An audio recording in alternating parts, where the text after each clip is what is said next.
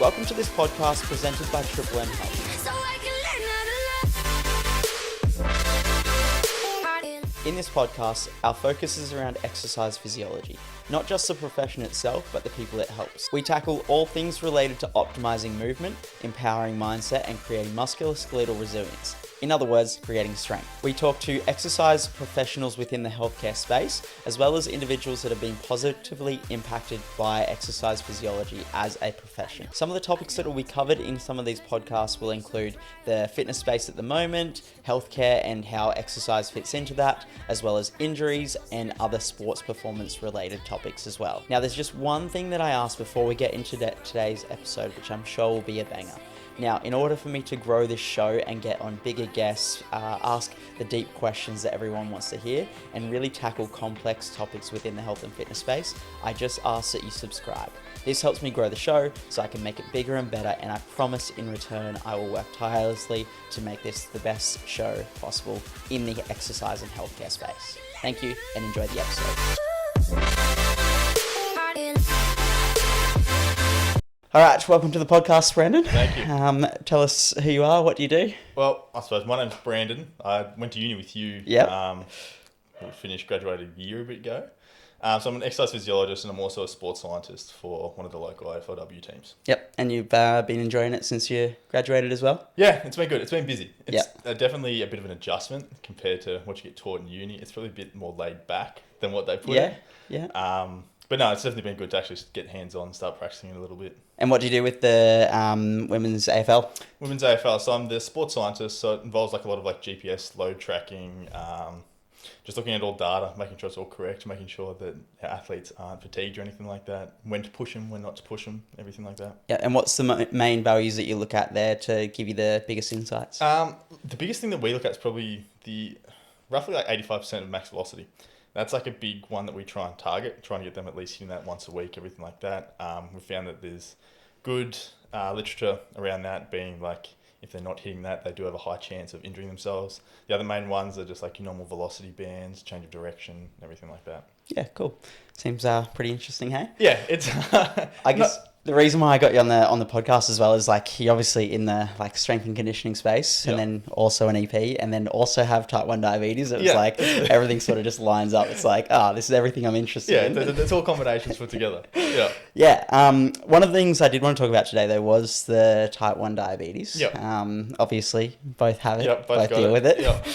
Tell us a little bit about like your diagnosis story and how you've been dealing with it since. Yeah, I was actually thinking about this the other day because I couldn't remember when I actually got diagnosed. Yesterday, I think, was my 4 years. Yeah, wow. So I got diagnosed in 2021. Yeah. It was actually Good Friday.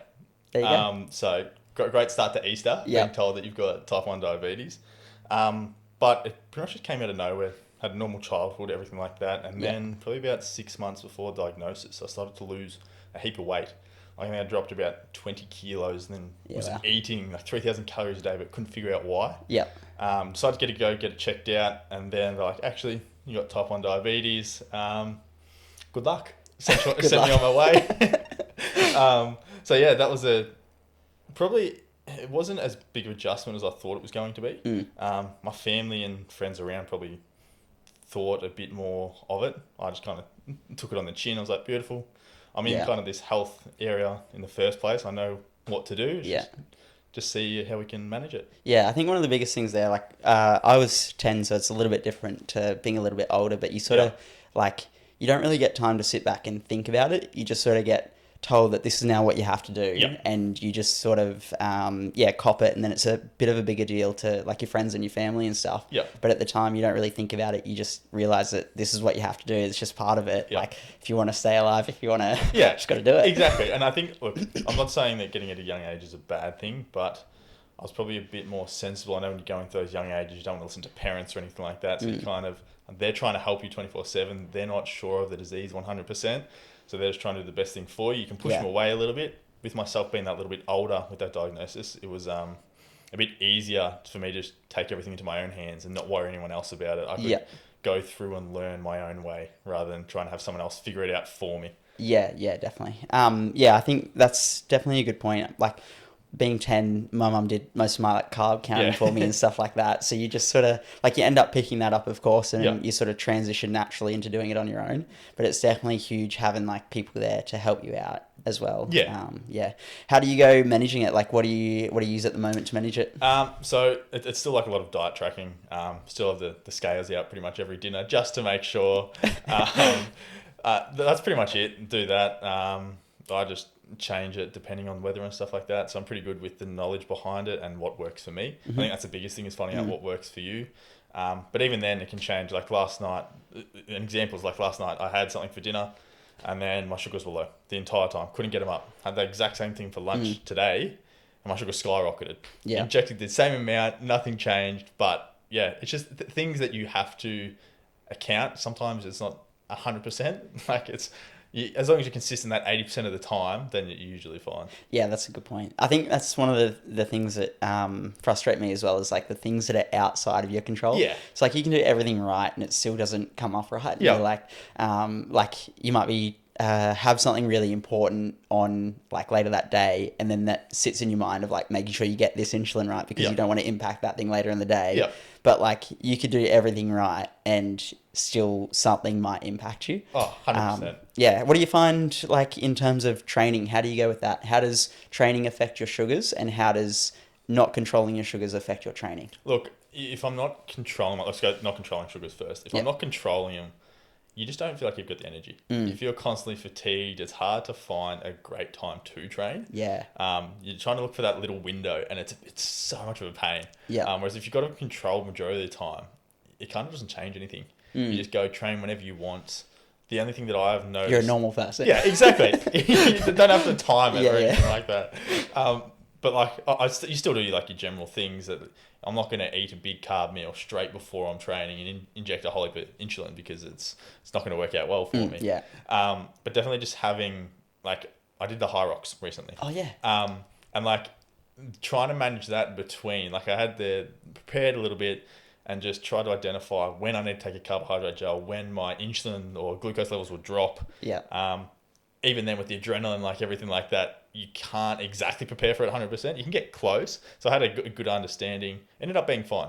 But yeah, there's definitely those longer endurance events. Yeah. It's a lot harder to prepare. You kind of don't know what's going to happen. All of a sudden you've got to sprint, and then it spikes up and you rapidly drop. So just having something just in case is the biggest thing for me. Yeah, cool. I assume you know that I'm going to be doing the marathon as well. Yeah. So I guess my question around that is, I've never really done a proper endurance event. Like, sure, I'll play soccer on the weekends, and that's 90 minutes of running around. Yeah. But I feel like it's a little bit different to that, longer term endurance event. Yeah.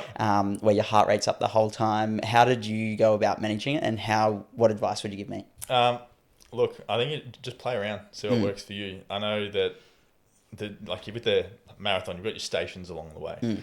They usually have your water, your Powerade, whatever that. And I know a lot of people that you can actually give your own supplements and have them on each recovery station. Play around with stuff. Yeah. Because I know that I think I use gels, I use drinks, everything like that. The drinks just made me feel so bloated the entire time. Yeah. They helped, but then you've got this heavy stomach the entire time. The gels, if you have too many, you then feel terrible. You feel like crap. So the biggest thing is, just play around. Don't leave it to the last minute. Not have a plan going into it and just winging it, because that's going to be like a massive thing to try and overcome. Oh, of course, yeah. No, it's definitely going to be a learning curve, I reckon. So be interesting to see. I'll have to, like, especially my long runs, sort of come up with a plan in my longer runs as they get, towards 20Ks plus. It's like, that'll be my time to play around with it and see what works, I guess. But yeah.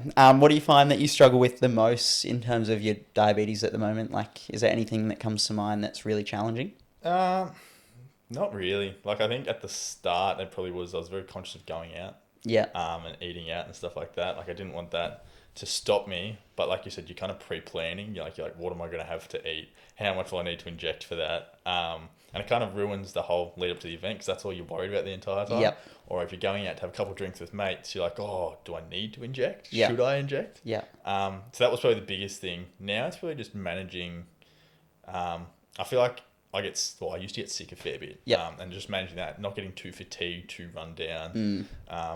because this on top of it, it's just hard to deal with when Yeah, you yeah, are yeah. feeling like crap. Yeah. So just making sure looking after yourself is like the biggest thing. Yeah, that's a fair call. And getting run down, are you talking about uni times? Are you talking about... Uni times were terrible. Yeah. Just that constant stress. Like, you don't realize how much stress impacts it Yeah.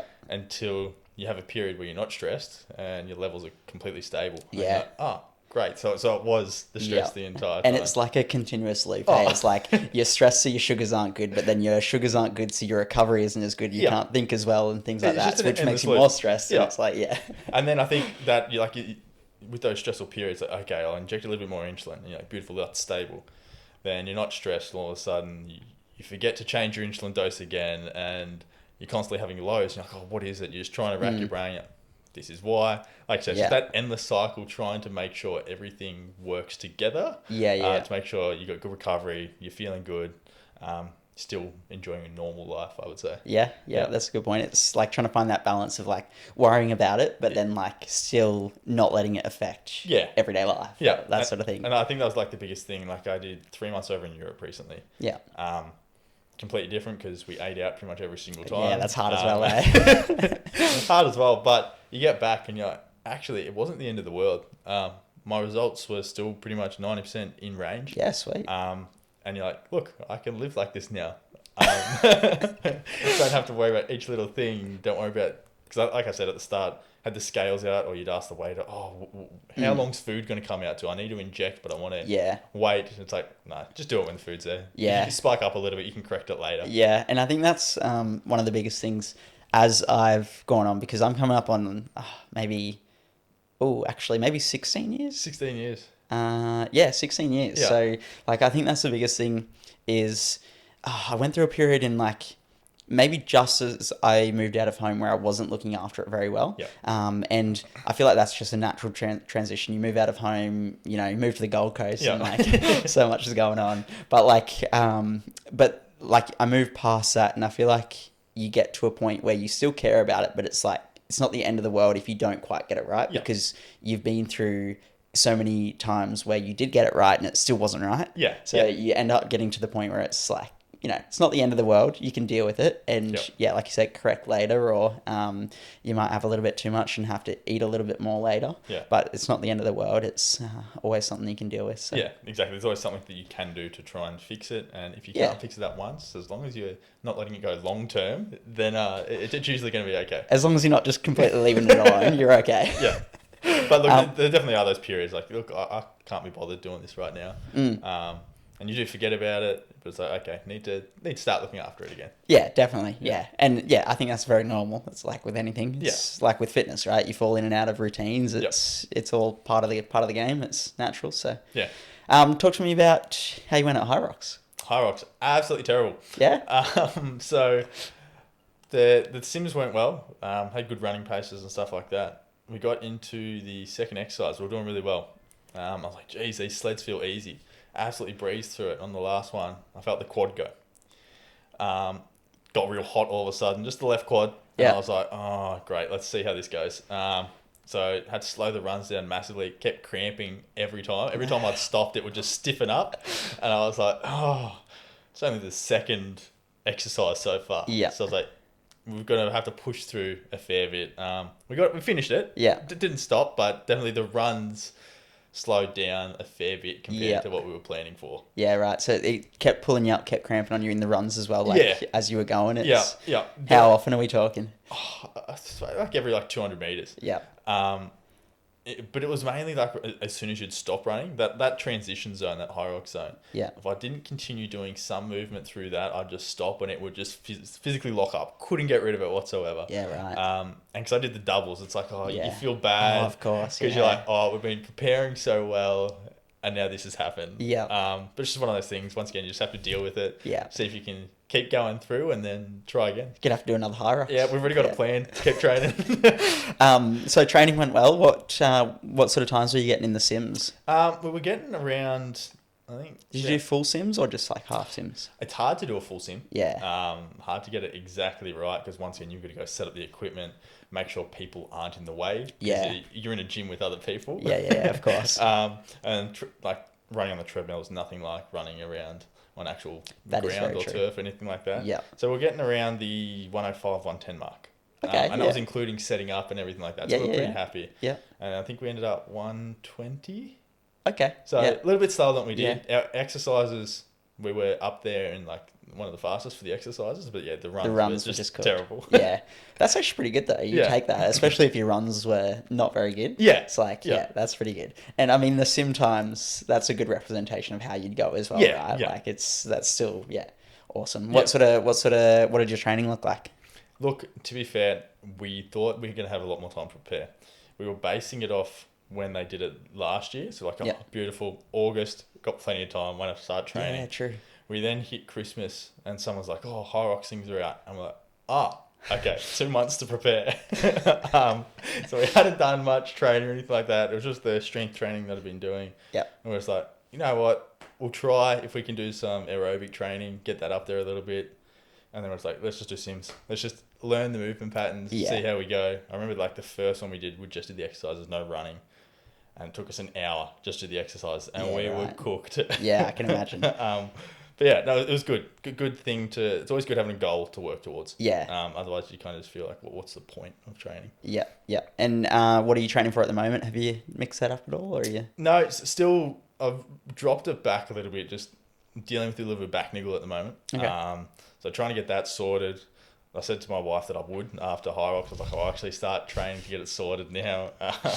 Just sick of me complaining about it. But yeah, just doing that. Still trying to keep the runs in there. Trying to keep that aerobic fitness a little bit, because that's one thing I definitely slacked off. When you get busy and you're like, just can't be bothered doing it. Yeah.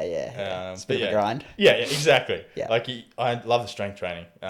The aerobic side, not so much. Yeah. But definitely need to keep doing it. Yeah. What's a normal week look like at the moment? Normal week is pretty much just working and then training 3 to 4 times a week.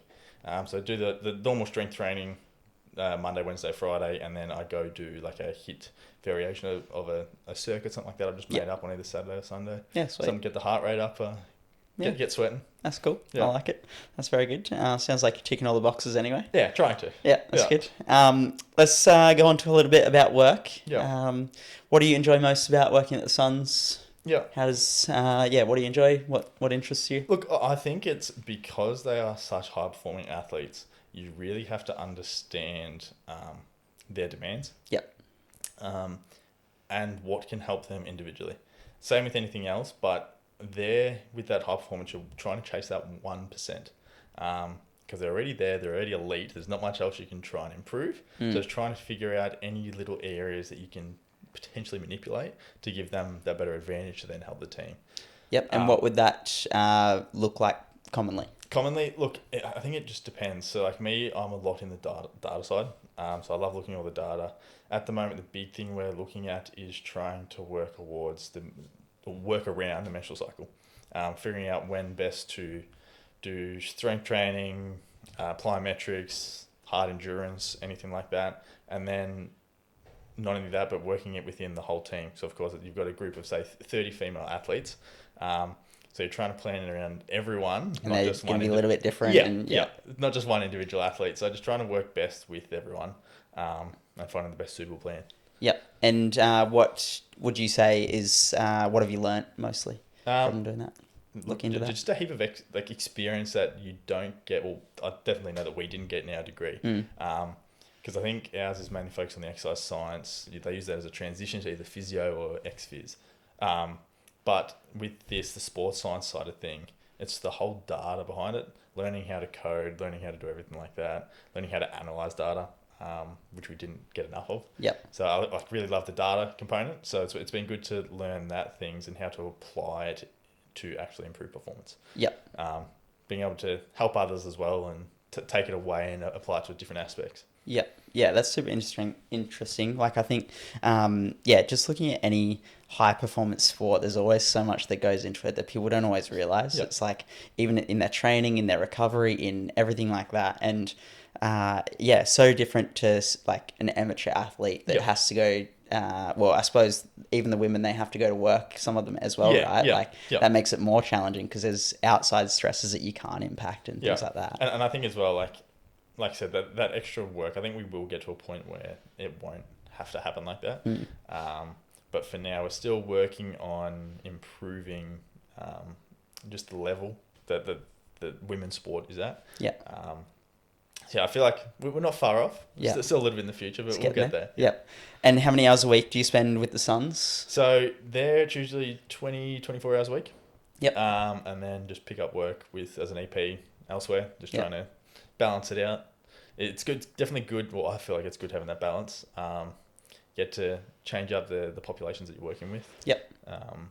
Have you found like a population group that you prefer?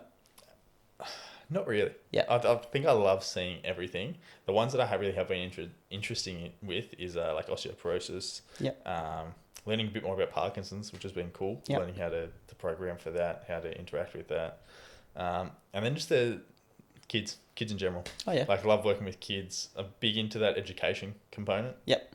Trying to teach them, trying to focus on that like proactive approach to health. Yep. So if we start with them, getting them building good habits, going from there rather than, I think our health system at the moment is very reactive. It's like, beautiful, I've got a niggle or I've got a condition, now let's go try and treat it. Yeah. Rather than being like, what can we do so we limit our chances of these conditions occurring I think the biggest thing there is like people they don't want to do the work until the pain of like what's going on is already hitting them, and then they go, oh shit, I better do something. Yeah. And by the time like let's use type 2 diabetes as an example, right? Yeah. And there's a reason why I'm using this example, of course, but like for us, we got type 1 and we had no say in that at all. It's like you just get this autoimmune condition, you get type 1 diabetes, and then you're insulin dependent.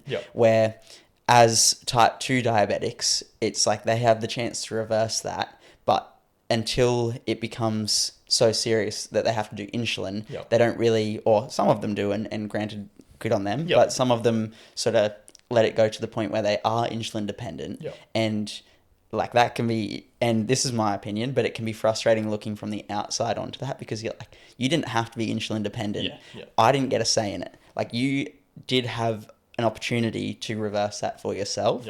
But like you said, the healthcare system is so reactive to everything these days, rather than being proactive and like giving more of an opportunity for them to reverse that earlier on. It's like, we'll react to that by giving them insulin. Yeah, exactly. And like I said, like, we're in this industry where we use exercise as a massive tool. I feel like with that, like, we have massive power to educate these people about this, and give them the tools that can help with reversing that, let's just say. It's not always as easy, because we know exercise actually requires work. I think I've heard you talk about multiple times, if exercise was in a pill form, every single person would be taking it. Yeah, of course, unfortunately, it's not that easy. Yeah. But it doesn't take much. And it's just finding that suitable dose for them and stuff that they enjoy, so that we can build up that consistency and keep them going. Yeah, I think you're right in saying that as well. It's like a little bit is so much more of a percentage than nothing at all. It's like, it might not be much, or it might not look like much, but that little bit is massive compared to doing nothing at all. And I think that's the big thing, is comparing to others. They go, oh, well, this person's doing this, they're the same age. And it's like, well, don't worry about that. Let's not compare ourselves. All we're trying to do is better ourselves. We don't worry about what everyone else is doing. Do you get that a bit with clients as well? They'll be like, oh, how do I compare to other people my age or all the time. They'll be like, oh, my program, what are my weights like compared to someone of my age? And I'm like, well, this is really hard to answer. I'm like, do you want me to give it to you straight, just based off age and gender, not based off your condition, everything else that's been happening, all your external stresses, everything like that. And especially like flare-ups, like a lot of clients we deal with get massive flare-ups.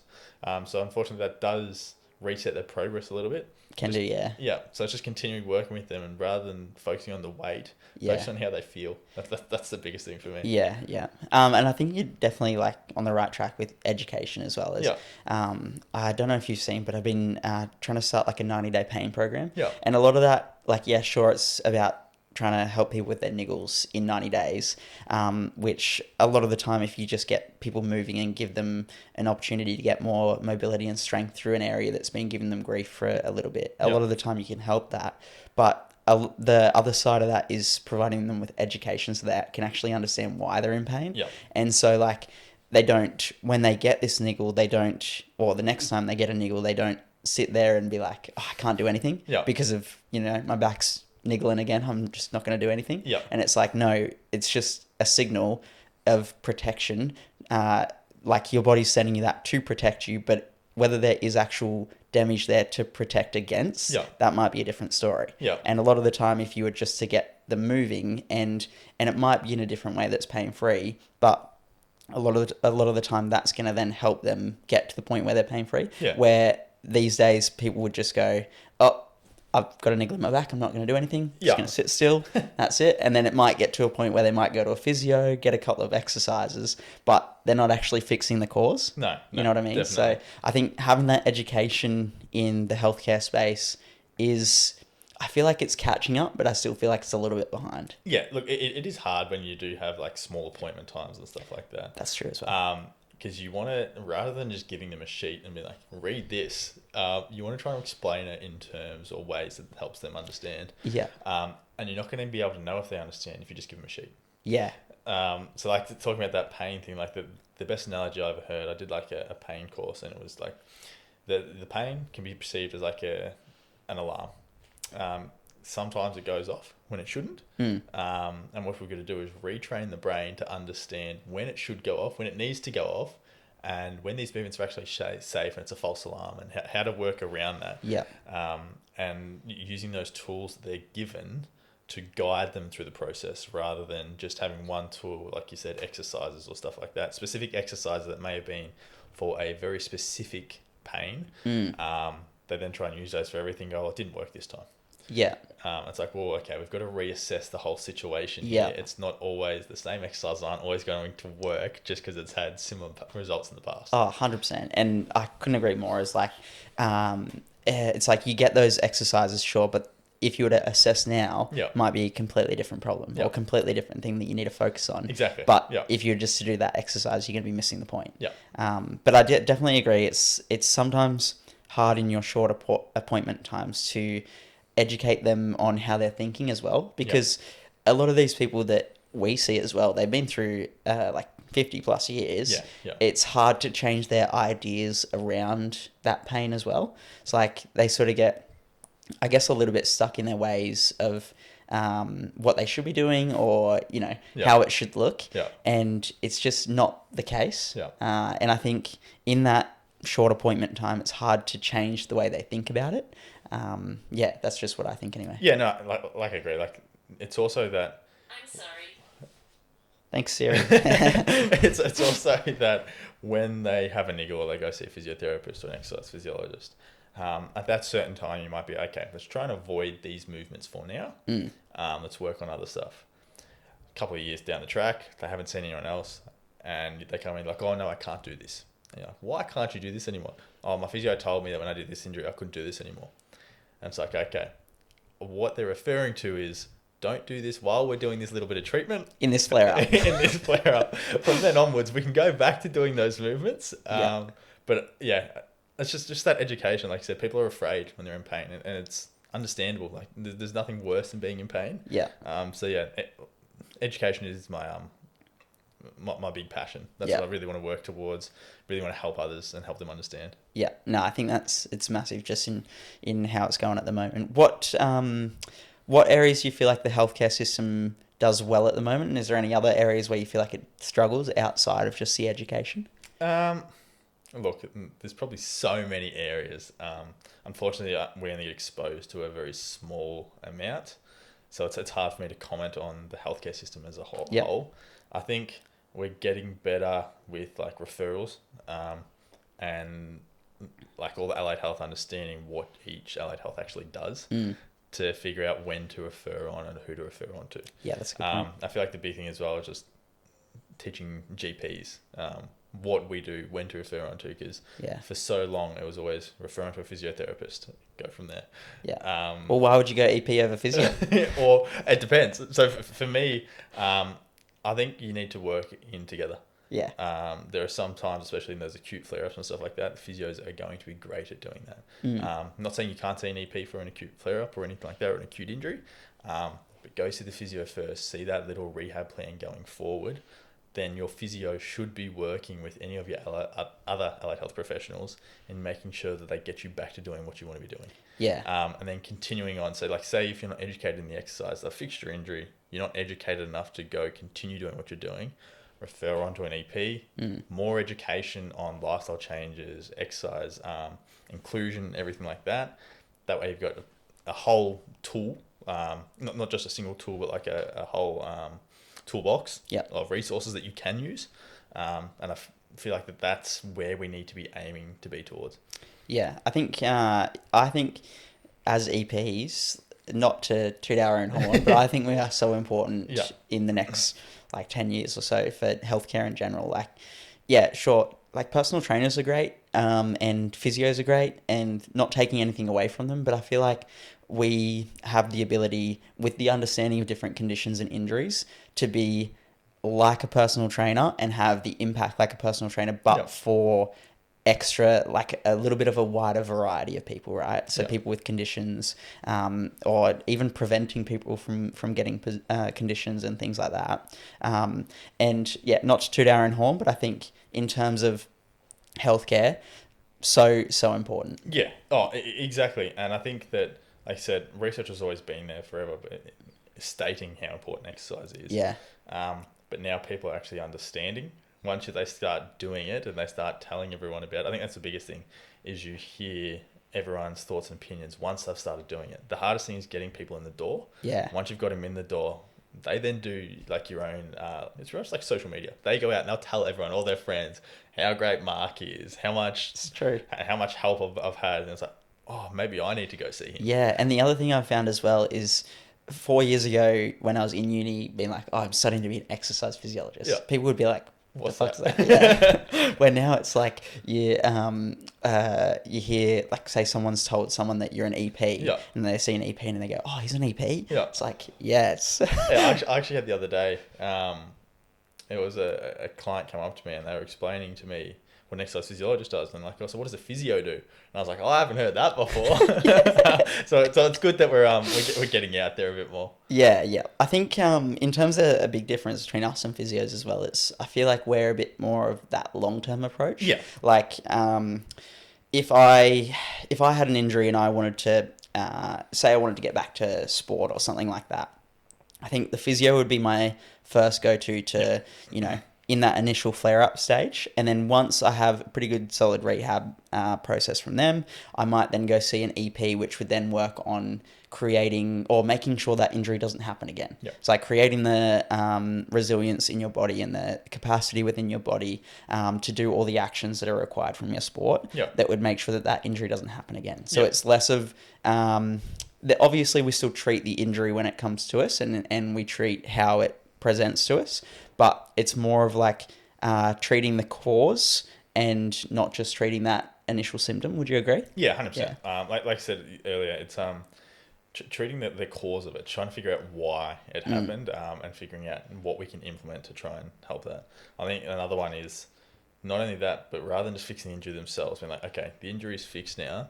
What are our goals? What do we want to achieve? Yeah. Working towards doing that. Like they might have a knee injury, but all of a sudden they go off this pull-up record. Yeah. So it's like, great, we don't need to worry about the knee anymore. Still do your exercises for your rehab to keep that nice and strong. But let's change our perspective and how we're going to try and attack this goal. Because there's no point doing a heap of knee rehab to try and... It's not going to help our pull-up record. Yeah, that's true. So, yeah. I think having we've got a good integration of the 3 years of exercise science initially as well. Because I feel like... and this might be just throwing something at the wall and seeing if it sticks, but I feel like the physios probably have a really good understanding of the rehab, but then... And sure, they might know how to get you back to... sport, but they wouldn't then know how to take that back to performance. You know what I mean? Where I feel like having that 3 years of exercise science, you sort of understand that middle ground as well between like their initial rehab, which you also have a decent understanding of, but then that middle ground between where their injury has been feeling better and they're back to regular activities to somewhat, and that middle ground of how to train to get them back to regular training. Does that make sense? So like, let's say if someone had a back injury, you know what to do initially for that flare-up phase. You also know how to integrate them back to normal lifting, and you know how to program their normal lifting, back to their deadlift. And I think that's important, having that continuity between it, because there's nothing worse when you go and see each individual specialist for each thing, and they're all contradicting themselves the entire time. So if you've got someone or an allied health professional that's able to transition you from one area to the next, Yeah. then definitely utilize that. Yeah. It is always good to get outside opinions, making sure you are on the right track. But yeah, if they are well prepared and have the knowledge to do that, then utilize them as best as you can. Yeah. Yeah. Yeah, cool. I think that's pretty much covered what an EP does. Yeah, pretty much. That's our whole role. Yeah, cool. So you obviously really enjoy what you're doing at the moment in terms of EP. Yeah. You mentioned wanting to go more into the education space. What does that look like? Look, still trying to figure out what that looks like. Yeah. I've been involved working with schools and working with kids for a while now, mainly in the coaching compartment. So we go in and take the sports program, stuff like that. The schooling system has kind of gone away from actually introducing sport.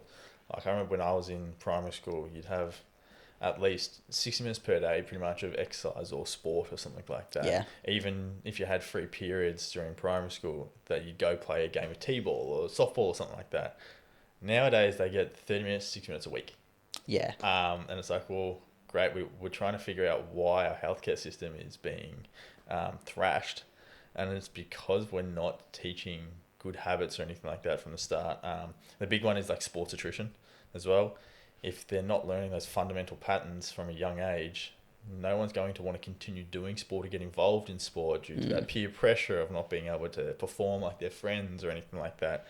So just figuring out ways on how we can bring this to schools, how we can bring this to the education, the government, everything like that, and just finding ways that it implements seamlessly. Yeah. That's going to be a big thing that I'm trying to work towards. Yeah.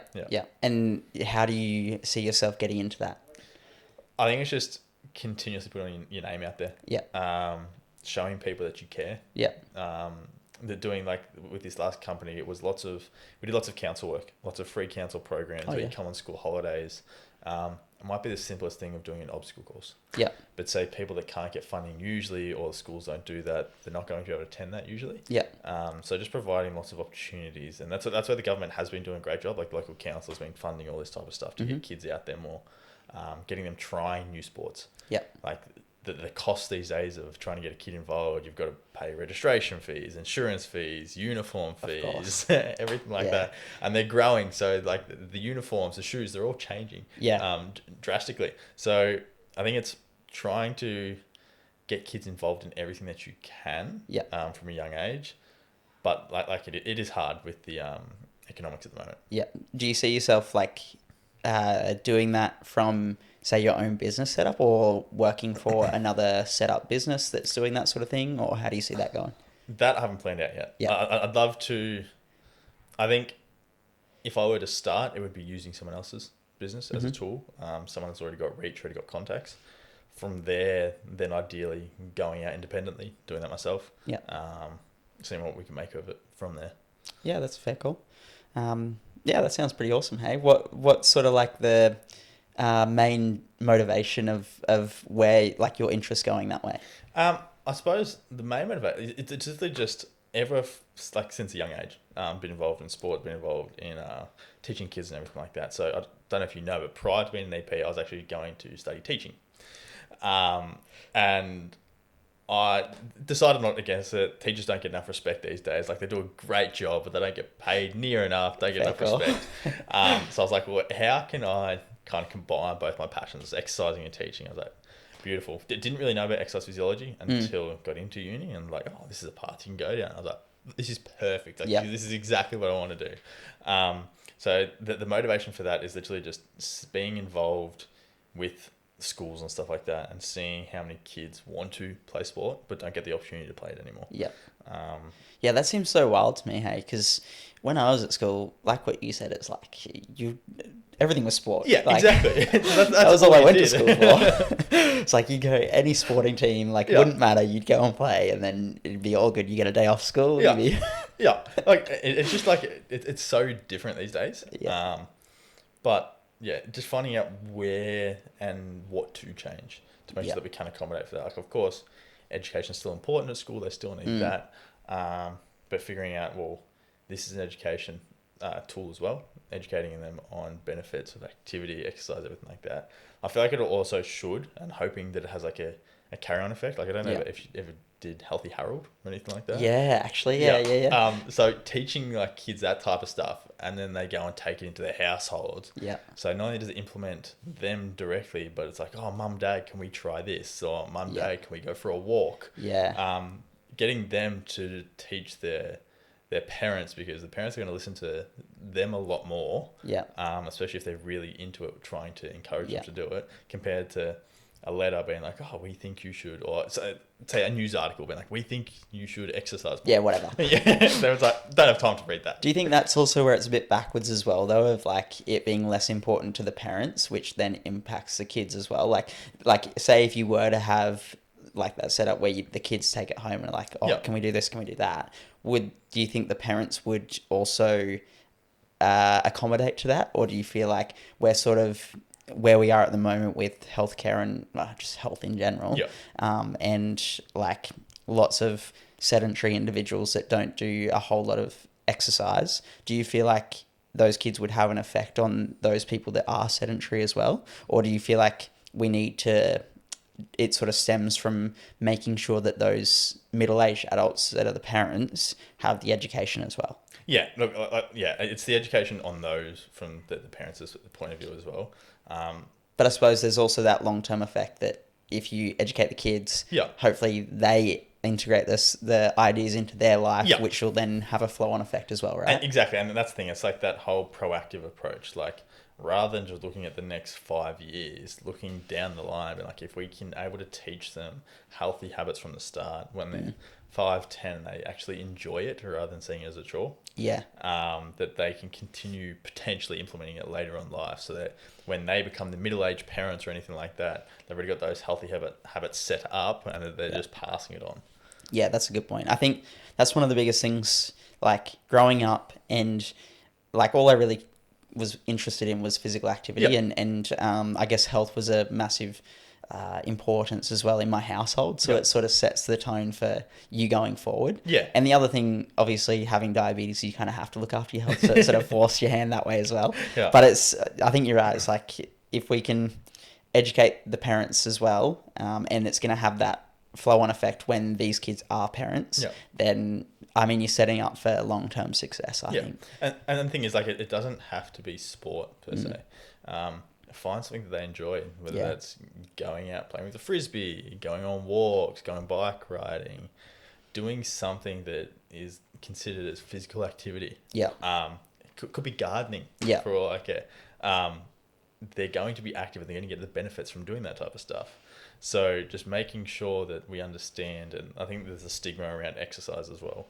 It's like, oh, I don't want to go to the gym. I don't want to go around with meatheads and lift weights the entire time. It's like, you don't have to. It doesn't have to be like that. Yeah, there's other variations. I think there's obviously two sides to that as well. I'm going to play a little bit of devil's advocate. But what if they're like exercising, but they aren't like training to intently to actually create much benefit? What's your opinion there? Look, it's always, it is hard. Like, you always see it in the gym. And you always want to go up to someone and be like, why are you doing this? Can I help you improve or anything like that? At the end of the day, I feel like I don't need to step in. Are they hurting themselves? No. Are they still achieving some benefit? Yes. Is it as much as they could be? Definitely not. But is it better than them sitting on the couch not doing anything? 100%. Yeah, 100%. Yeah. So I don't care. They're getting out, moving. Like, I think I saw it the other day. A person was walking, pumping 1 kilo weights. And I was like, you know what? Good on you for getting out there and doing something. It's probably not going to be doing what you're wanting it to do. Like, if you're wanting to build up the arms, those 1 kilo weights aren't going to do too much. Maybe not. Just make them tired. Yeah, exactly. But you're getting out there, you're exercising. So like that's all I can give you props for. Yeah, I think you're on the right track there. I think the only time where like it bugs me is, say for an example, if you've got someone that does a group class at a gym and they have a very specific problem or a very specific injury that they come and see you for, and it's like, they're like, I want this fix, and it's like, all right, well, you need to do this, this, and this. But they don't want to not do their group class, and they want to do their group class instead. It's like, that's the only time where it bugs me, is like, because you're just letting that negative thing affect you, where you could be doing something and showing some intent behind your training to help resolve that problem. But I think you're 100% right. It's like, sure, anything is better than nothing. But if you have a specific goal, training instead of just exercise is going to be good. But of course, anything is better than nothing. And like that's the whole point of us, is like we work with our clients to achieve their goals. More often than not, you don't see us just going out there and prescribing the exact same exercises for every same client. And it's the cookie cutter approach. And you're kind of taught to go away from that. And you need to be able to individualize, because each client is going to be different. 100%. And they might have the same problem, but still be different. Exactly. But like, even then, like the same exercise can be great, but you're doing it for different reasons. So the same movement pattern might be the same, but you're working on different key aspects of certain things, certain movements to then help achieve those certain goals. And I think that was drilled into us a lot at uni as well, right? It's like, you can, it doesn't matter, like, okay, it matters a little bit what exercise you pick, but the most important reason of why you picked an exercise is that you have a reason to pick it. Like, it's as long as you have a justified why of like what you're doing that exercise for, then it's okay. But you can't just prescribe an exercise because you like squats. Like, like, you know what? I feel like we're doing bicep curls today. Don't know why. I just feel like it. Why not? Do the curls for the girls. It's fine. Exactly. And you justify it. There you go.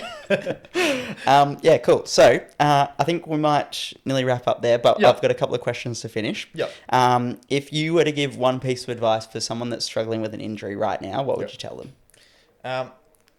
Look, take it one day at a time. I think figuring out, you kind of go into Dr. Google all the time. You get this injury and you're like, beautiful. It's this, and this. Start off with some light movements. See how it feels. Don't let it stiffen up. Don't just sit there. If it is being annoying, it is causing you pain, seek some help. It's not going to get better usually just by itself. Sometimes it will. But try and do stuff to alleviate that pain, help yourself out. That'll then help you in the long term rather than just letting it go on. That's a good piece of advice, I reckon. I've got another question for you on the topic of healthcare and advice. If someone was listening to this and they also had type 1 diabetes, what a piece of advice would you give them? Reach out. There's so many good groups out there, so many Facebook pages. Just know that you're not going through it alone. I think that's the biggest thing, is there are going to be plenty of other people who have gone through the same situation. Yes, you can't apply it exactly all to you, but knowing that you've got that support from other people is just like massive. Everyone's very welcoming. Any questions, any queries or anything like that, they're more than happy to answer. Are you in some of those Facebook groups and stuff? 100%. I am as well. They sometimes there's some things that come up on there that I'm thinking like and going against it. But I think they can be a useful tool. Depending on who you are and what support you need. But it's also like one of those things. Everyone is different, so whatever. It's a bit of trial and error. You'll figure it out. Like, make sure you're doing it safely, of course, because it can have dramatic effects if you're changing so many different factors at once. That's really another thing. Just try manipulating one thing at a time. That's a good piece of advice, I reckon. All right, well, that might be it for today. You don't have any other questions for me? No, not really. No, that's fine. We'll leave it there. We'll wrap it up. Actually, a big thing I want to talk about, how do you go with managing your exercising with your pump? So, like myself, I use pens to inject and stuff like that, and you're on a pump. So it's depends on the exercise. So if I'm running, I'll usually leave it on and put it on like a temp basal that's just a little bit less. I'll leave it on and just check it every now and then. If I'm playing soccer, I have to take it off. So I just make sure that my levels are good before I start. And then depending on what it was before I started and how confident I felt, I'll sometimes pop it back on with the sensor at halftime. But a lot of the times, if I feel pretty confident with it, and it's helpful not having it attached as well, because like it's pretty like reasonably level. And then I'll just pop it back on after usually. But if I need to just check it at halftime, I'll just pop the pump back on. It'll take a couple of minutes to read the sensor again.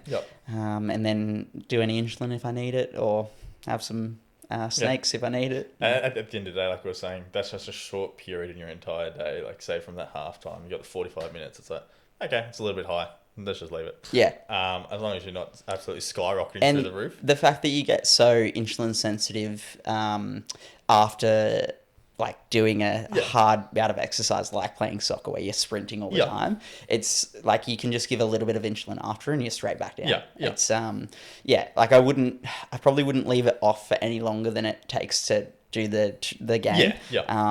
Like I know that sometimes I've played 2 games back to back and it's like, all right, I have to put it back on. Like it's not like you can't just leave it and like for 4 hours or whatever total. It's like, no, 2 hours is like max I would do it. And the only reason I would do it is if I was running around and playing sport or whatever. But it's pretty like it's challenging, but it's also something that you just get the hang of. It becomes more easy as you go, I guess. So. Like I said, it's just that trial and error. You'll figure it out on your own. You figure it out pretty quickly as well when things go wrong. I won't do that again. You have a good understanding of how it works, but then, you have to adjust on the fly every now and then. So, well, cool. Thanks for coming on, Brandon. No, appreciate it. Absolutely like I said, it's, you've diabetic, interested in sport, EP, it was like lined up perfectly. So, it's 2 peas in a pod. Yeah. We might have to do it again sometime soon. 100%. All right. Thanks, man. Beautiful. Thank you. Okay. That was good. Yeah, nice.